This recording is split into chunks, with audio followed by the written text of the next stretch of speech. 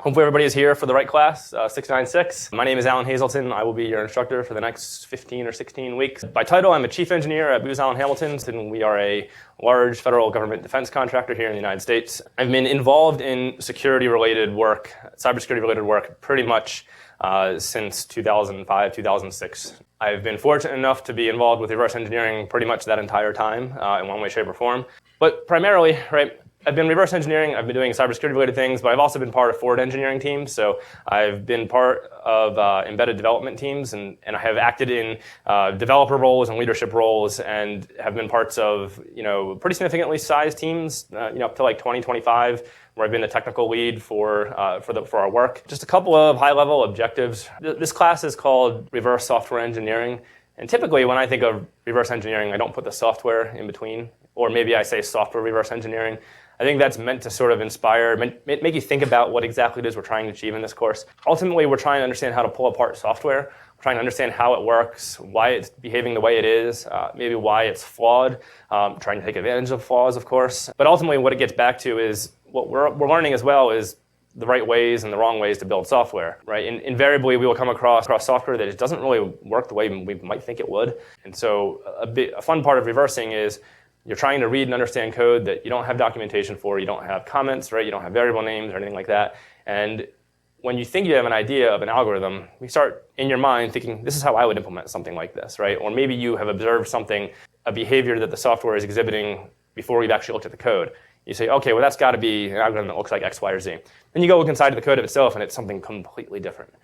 And maybe that's a good thing, maybe that's a bad thing, right? But in the end, we will all become better software engineers by being able to learn how to reverse engineer. And so that's a little bit of the twist that we put on the name for that reason. But of course, we're going to be using the techniques and learning the concepts for reverse engineering. We're going to develop in-depth understanding of low-level software. I'll talk about what I mean by low-level software in a minute. But for the most part, when you're reverse engineering, the best tools that you have available to you require you to understand the binary operating at its lowest layer. Or I should say the most reliable tool. It's maybe not the best, but the most reliable ground truth is going to be looking at assembly code that is basically the guarantee of what's running on the processor. Being able to read assembly first is important. Being able to debug and dynamically analyze a program and watch how it's changing via the assembly is a really important thing we're going to learn here too. So yeah, assembly language, right? We're going to work on the Intel architecture. It's interesting, this class is still 32-bit, right? At some point I need to switch it to 64-bit. Please don't think or don't feel like that is me shortchanging you in any way, shape, or form. If you've worked with Intel 32-bit or 64-bit, the differences are pretty minor. There's just a couple of key concepts, and I'll touch on that a little bit this semester, but primarily, right, this class we're going to be covering 32-bit Intel, and then we'll spend a little bit of time looking at Java bytecode and reversing it. So, and then of course we're going to have hands-on training with reversing tools.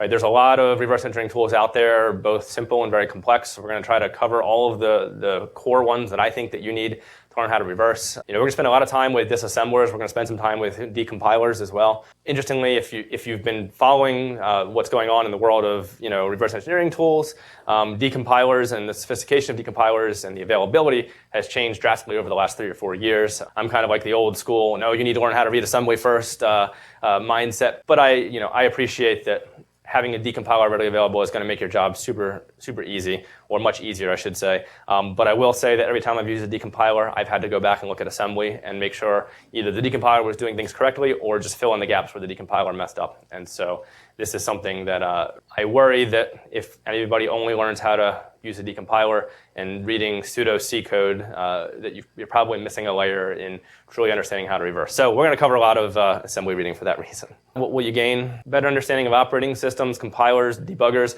We're going to touch topically on all of these things over the next couple of weeks. There are whole courses and avenues of study on each of these topics. We're going to spend a week or a little less than that on each of them. So we're going to touch on them.